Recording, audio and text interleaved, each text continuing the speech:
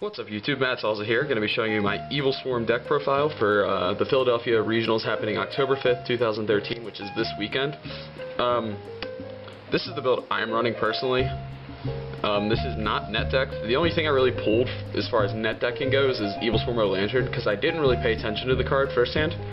But I'll talk about it later why it's really good. So let's get started on the monsters. Let's see. Okay. So, 3 Krykion. Standard, 100% standard. You need these, like, always. The only time it's bad is if you open up like 5 traps, 1 Krykion, like, because there's not really much you can do. But the thing is, I have a higher monster count than most decks that play Evilswarm, obviously. So I'll explain why in just a bit. You got 3 caster. Again, pretty standard. Some people play 2. I don't know why. It's really good. It's a double normal summon. You can get around Vanity's Emptiness with it because it only stops special summons. And because I main deck 2 Vanity's Emptiness, I like it a lot. And I mean, it's just, depending on your hand, it's an instant Ophion. So, next up is 3 Mandragora. A lot of people only play 2. I play the 3rd one because I like to have monsters. A big problem I found when I was testing with this deck is just not having enough monsters. I was always drawing into my back row, and I never had options as far as, you know, like making Ophion or just any extra deck monsters really went. So I was always just like waiting, and my games took way too long. 3rd Mandragora adds speed to the deck, and it's just, it's another caster target, it's another Krykion target, like, it's really good. I don't know why you wouldn't play 3. It makes the deck much faster. I mean, this is pretty self-explanatory. 3 Heliotrope, because guess what's coming up soon? A Rescue Rabbit. And it's 1950. It gets over Thunder King, so it's pretty good. 2 Thunderbird. His effect is pretty good. Really, the only thing that matters is that he's another level 4, and his effect is a return, not a special summon, so he can't be solemned. And he can't be, like, he can get around, what's it called, Vanity's Emptiness as well. But he's just another level 4, that's really what matters at the end of the day. A Lantern, right here. This guy is actually really good. His effect is he can tribute himself to target 1 face-up monster on the field, is it? Tribute this card, yeah, 1 face-up monster on the field and destroy it. So, a play I really like to do is, let's say I have, you know, like Krykion, caster in hand, and let's just say this is my grave that's just loaded with Evilswarm monsters. So, he's in hand as well. So we're just gonna say, like,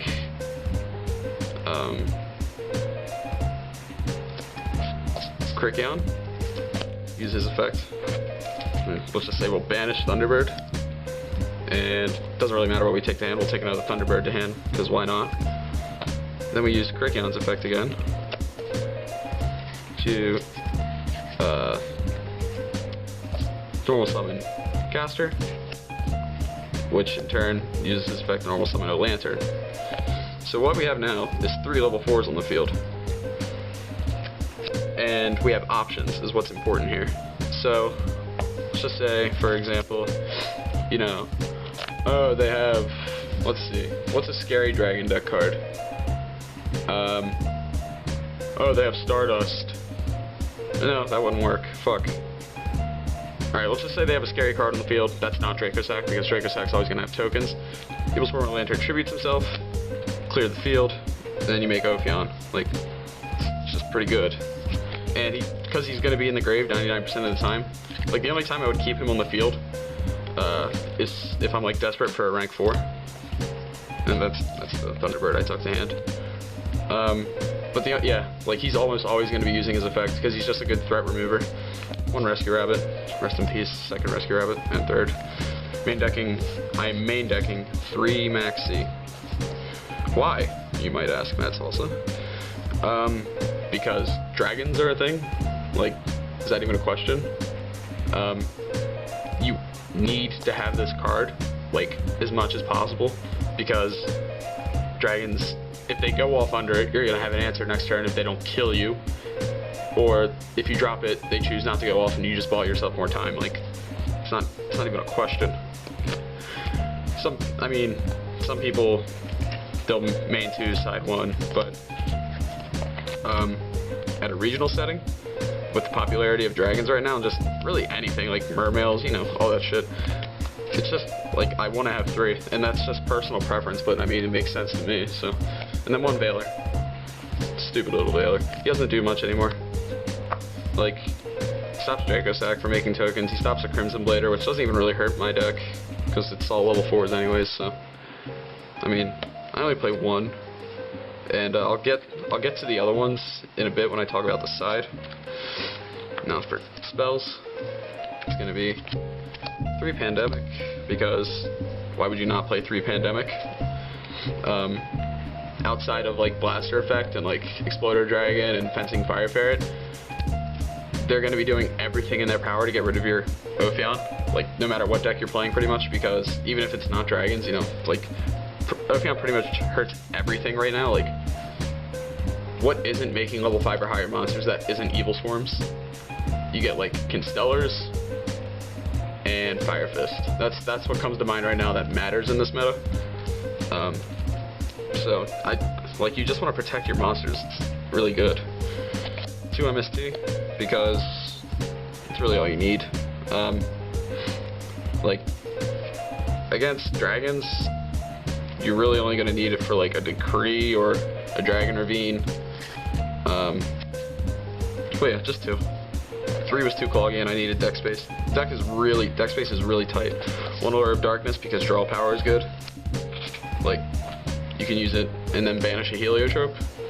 Like, because I actually find that most of the time I use an Allure of Darkness, it's also with a Heliotrope. I don't know how that works out for me all the time, but it does. 1 Rhoda, because caster, staple, and 1 Dark Hole.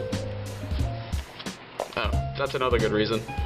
Oh, look at me, look what I have on board. It's like a Draco Sack with tokens and like, I don't know, some other card. It's like, you have Pandemic set, you activate Dark Hole, flip Pandemic, you're good. You make Bahamut and take their Draco Sack and make tokens for yourself. Like, it's just good. Traps. 2 Mirror Force. Why don't you play D Prism? Because I don't need it.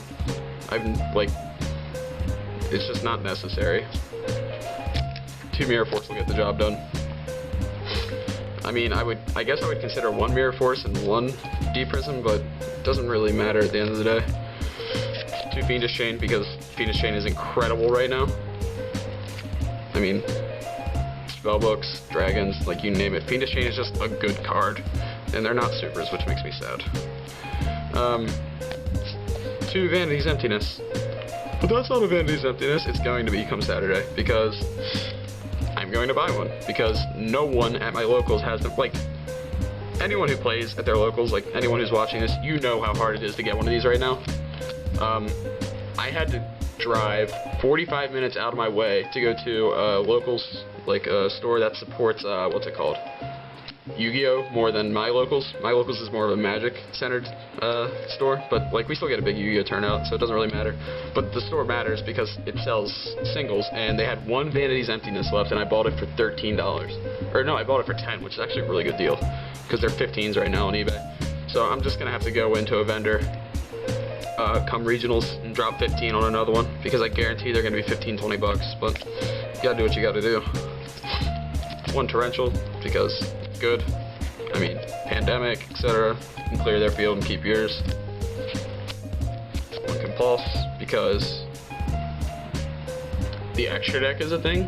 Like, Compulse is just always good. That's why I got limited to 1. Oh look, I made Draco Sack. Cool. Compulse. Game over. 1 Bottomless.